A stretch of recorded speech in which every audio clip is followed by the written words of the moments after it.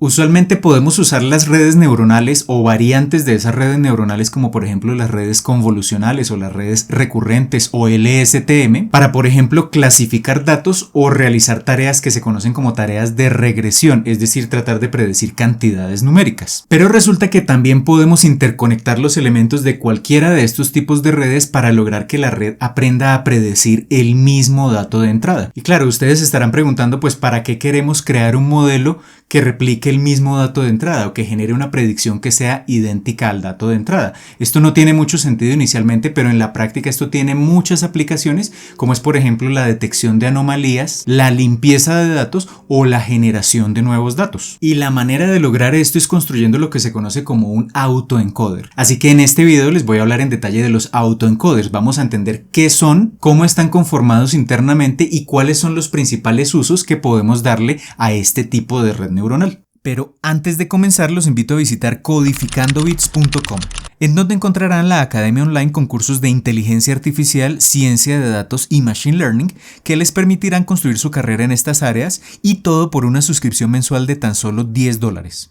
Además, se podrán poner en contacto conmigo si están interesados en asesorías para el desarrollo de proyectos o cursos de formación personalizada. Así que listo, comencemos. Bien, comencemos entendiendo la idea básica, el principio de funcionamiento esencial de los autoencoders con un ejemplo muy intuitivo. Muy bien, y para entender este funcionamiento básico de los autoencoders, hagamos un ejemplo sencillo, una equivalencia, digamos, con lo que ocurre en el ámbito biológico, y es que un ser humano, como todos sabemos, tiene un elemento esencial en cada una de sus células, que es el ADN. Ese ADN es una estructura, una molécula que contiene, digámoslo así, la información esencial del ser humano. No es como tal el ser humano, pero si tuviésemos el ADN y el entorno adecuado, podríamos usar esa cadena, esa molécula, esa información esencial para reconstruir, digámoslo así, un ser humano. Obviamente esto hasta el momento no ha sido posible, pero digamos que lo estoy planteando a manera de ejemplo. Es decir, acá lo importante es que el ADN preserva esa información esencial de lo que es el ser humano desde el punto de vista biológico. Si ahora nos venimos al caso de los autoencoders, pues ¿qué es lo que vamos a encontrar? Que en el caso de los autoencoders lo que tenemos es un dato, una representación numérica de una imagen, de un video, de un texto, cualquier tipo de dato que queramos representar, lo llevamos a ese formato numérico y de ese dato lo que podemos hacer es extraer como ese ADN del dato, como los elementos esenciales que caracterizan ese dato, es decir, quitar toda la información irrelevante y preservar ese ADN del dato, y luego si tenemos los elementos necesarios podríamos reconstruir ese dato a partir del ADN y volver al dato original. Entonces, lo que hace básicamente un autoencoder es tomar un dato, extraer de alguna forma su ADN, su información esencial, y luego reconstruir el dato original o intentar reconstruir el dato original a partir de ese ADN.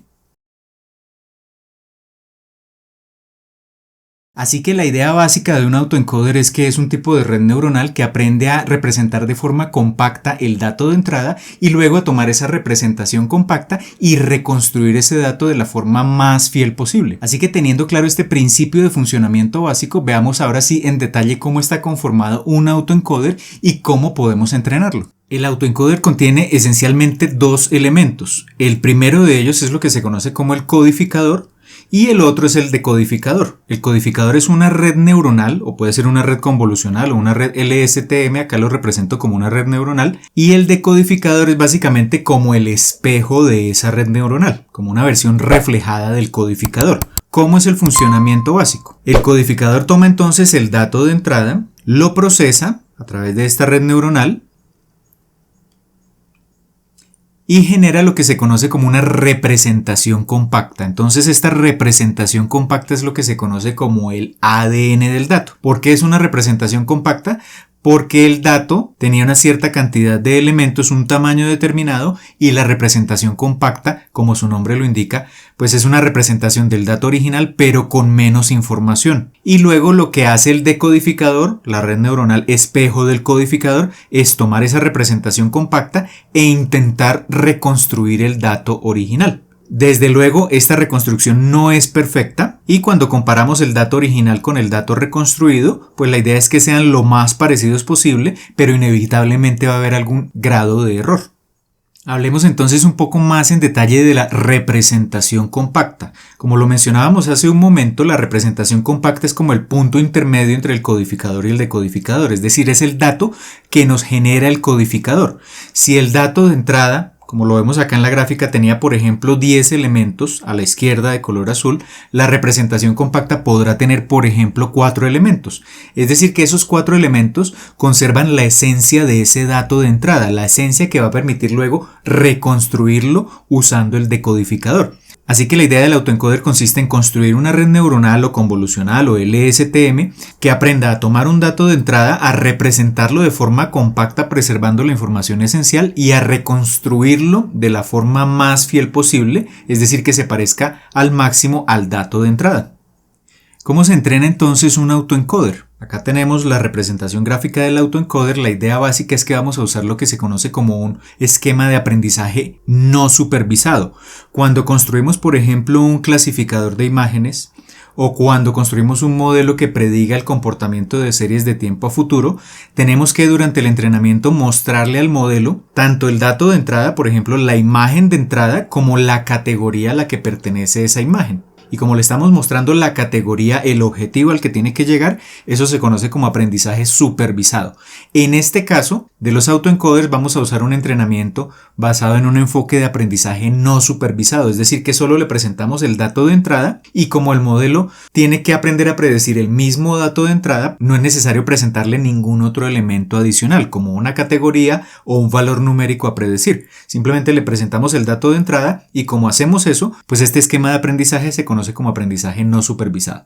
Entonces, ¿cuáles son los pasos para llevar a cabo en el entrenamiento de este modelo? Tomamos primero los datos de entrada, vamos a llamarlos X, los llevamos a esta red neuronal, que es el autoencoder, y esto genera del lado derecho unas predicciones que vamos a llamar X gorro. Inicialmente, como esta red neuronal, este autoencoder tiene unos parámetros internos, unos coeficientes que definen qué tanto peso le damos o qué tanta importancia le damos a cada elemento de la entrada.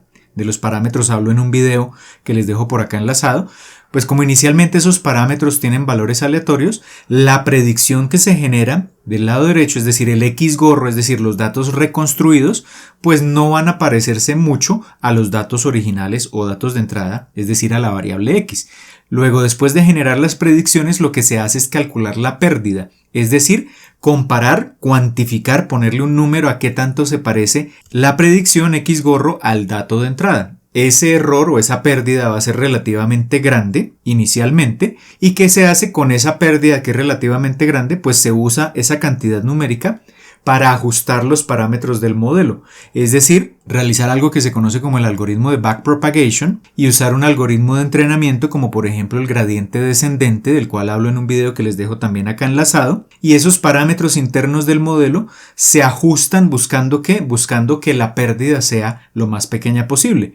Luego, ¿qué es lo que se hace? Se repiten los pasos 1 al 3 una y otra vez por un cierto número de iteraciones, es decir, se le vuelve a presentar al autoencoder el conjunto de datos de entrada X, se genera una nueva predicción X gorro y debido al ajuste de parámetros, pues lo que se espera es que este X gorro se acerque un poco más al dato original o al conjunto de datos originales, se calcula nuevamente la pérdida, se ajustan los parámetros y se repite el proceso una y otra vez. Así que progresivamente lo que se va logrando es que esas predicciones que genera el modelo, pues sean lo más parecidas al dato de entrada, es decir, que los datos de salida, la reconstrucción cada vez va a ser más cercana a cada uno de los datos de entrada. Muy bien, ya tenemos claros todos los elementos que conforman un autoencoder, ya sabemos qué es la representación compacta y cómo entrenar este tipo de red neuronal. Sin embargo, en este punto todavía nos queda una pregunta en el aire que no hemos respondido y es ¿por qué queremos construir un modelo que sea capaz de predecir el mismo dato de entrada? Y esta pregunta la voy a responder a continuación viendo precisamente los diferentes usos que podemos darle a un autoencoder. Hablemos inicialmente de la detección de anomalías. Supongamos que queremos construir un sistema que sea capaz de determinar si una imagen, por ejemplo una radiografía, una imagen médica, contiene o no contiene un tumor. Un tumor en una imagen es una situación anómala porque lo que esperamos es que la mayoría de las veces las personas que se someten a ese examen pues estén en perfecto estado de salud, pero ocasionalmente vamos a encontrar personas que tienen un tumor. Entonces, ¿cuál es la idea de esta detección de anomalías con autoencoders? Que vamos a tomar para el entrenamiento imágenes normales, es decir, imágenes que no contienen tumores, se las vamos a presentar al modelo y el modelo, el autoencoder, aprenderá a reconstruir esas imágenes normales, sin presencia de tumores. Una vez entrenado ese autoencoder, ¿qué es lo que vamos a hacer? Pues vamos a tomar ese modelo entrenado y ¿qué es lo que ocurriría cuando le presentamos a ese modelo entrenado una imagen que no contiene tumores? Es decir, una imagen normal. Pues como el modelo fue entrenado con imágenes normales y esa imagen es normal, pues aprenderá a reconstruir correctamente esa imagen, que es la imagen que tenemos del lado derecho. Es decir, que si calculamos el error o la diferencia entre la imagen que predice el modelo, la reconstrucción Y-gorro del lado derecho, y la imagen del lado izquierdo, la imagen de entrada, pues esperaríamos que como se trata de una imagen normal y el modelo aprendió a reconstruir imágenes normales, pues esa reconstrucción sea muy buena y por tanto el error será, entre comillas, relativamente pequeño. Pero ¿qué pasa si a ese modelo entrenado con datos normales le presentamos ahora una imagen anormal, es decir, una imagen con un tumor? ¿Qué es lo que va a ocurrir? Que como el modelo no fue entrenado para reconstruir este tipo de imágenes, del lado derecho, como vemos, vamos a tener una reconstrucción no muy precisa del dato de entrada. Y por tanto, si tenemos a la entrada un dato anormal y generamos la predicción, la imagen del lado derecho, y calculamos el error entre las dos imágenes, pues vamos a encontrar que ese error es relativamente grande. Así que podemos usar el tamaño del error para determinar si lo que está ingresando al modelo es un dato normal o un dato anormal. Acá en el canal tengo un video precisamente donde uso este concepto para la detección de anomalías en señales cardíacas. Les dejo por acá enlazado ese video. Una segunda aplicación es la limpieza de datos. Pensemos lo siguiente, pensemos que tenemos un sistema de procesamiento de imágenes, pero esas imágenes vienen contaminadas por ruido y lo que queremos es recuperar la nitidez de esas imágenes. ¿Qué haríamos al momento de abordar este problema con un autoencoder? Entonces, construiríamos el autoencoder y en el momento del entrenamiento lo que hacemos es presentarle imágenes con ruido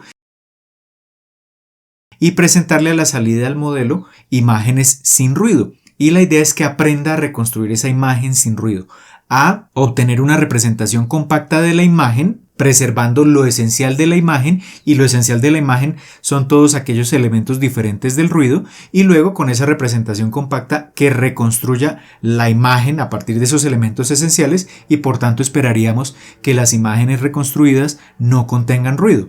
Después de entrenar ese modelo, pues simplemente ¿qué es lo que hacemos o qué es lo que esperaríamos que sucediera?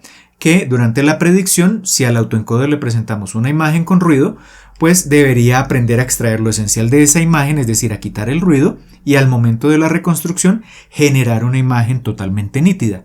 De esta aplicación también les tengo un video acá en el canal, un tutorial que les dejo acá enlazado en la parte de arriba. Y una tercera aplicación sería la generación de datos. Entonces tenemos nuestro autoencoder y acá la idea, el objetivo es que, por ejemplo, sea capaz de generar imágenes sintéticas. Es decir, que si yo lo entreno con imágenes con diferentes tipos de contenido, pues el modelo sea capaz de generar imágenes con contenidos similares pero totalmente nuevas, que no existan en la realidad. Esa sería la generación de datos. Entonces, ¿cuál sería la idea durante el entrenamiento de este autoencoder? Pues que tenemos, por ejemplo, muchas imágenes con el objeto de interés, por ejemplo, imágenes de gatos, y entrenamos el modelo para que aprenda a generar ese tipo de imágenes con ese tipo de contenido, a reconstruir el dato de entrada. Pero acá lo interesante está en la predicción. Entonces, en la predicción lo que hacemos es eliminar la parte del encoder, tomar la representación compacta, y a esa representación compacta, que es la entrada del autoencoder, le agregamos, digamos, algo de aleatoriedad, algo de ruido, para que las imágenes que genere sean totalmente nuevas, y simplemente a partir de ese componente de ruido y de esa representación compacta, pues genera un nuevo tipo de imagen. Si al comienzo entrenamos el modelo para que generara imágenes de gatos, pues a la salida este modelo, tras el entrenamiento, al hacer las predicciones, va a generar imágenes con diferentes tipos de gatos. Si quieren que veamos un ejemplo, un tutorial más adelante en otro video sobre esta aplicación, me dejan abajo los comentarios. Muy bien, acabamos de entender en detalle todos los elementos que conforman un autoencoder y su principio de funcionamiento. En últimas, como acabamos de ver, un autoencoder es un tipo de red neuronal o convolucional o recurrente o LSTM que se entrena para que aprenda a predecir el mismo dato de entrada. Y esto tiene muchas aplicaciones, por ejemplo, en la detección de anomalías, en la limpieza de datos o en la generación de nuevos datos. Y para esto, el autoencoder tiene dos elementos: el codificador, que toma el dato de entrada y aprende a generar una representación compacta de ese dato de entrada, y el decodificador, que es como un espejo del codificador y que toma esa representación compacta y logra generar la reconstrucción del dato de entrada. Como les mencioné a lo largo del video, acá en el canal van a encontrar varios tutoriales donde les muestro cómo usar estos autoencoders, por ejemplo, para la limpieza de datos o para la detección de anomalías, así que abajo en la descripción les voy a dejar los enlaces a esos videos. Así que si tienen alguna duda de lo que acabamos de ver en este video, o si quieren ver más tutoriales de aplicación de estos autoencoders a la solución de diferentes tipos de problemas, me pueden dejar abajo sus comentarios. Y desde luego, como siempre, si les gustó el video y les está gustando este tipo de contenido que publico acá en el canal, no olviden darle un pulgar hacia arriba de me gusta y compartir este video con todos sus amigos y conocidos, pues esto me va a ayudar un montón a seguir llevando este contenido cada vez a más y más personas. Y si aún no lo han hecho, los invito a suscribirse al canal y activar la campanita para que YouTube les notifique cada vez que publique un nuevo video. Por ahora esto es todo, les envío un saludo y nos vemos en el próximo video.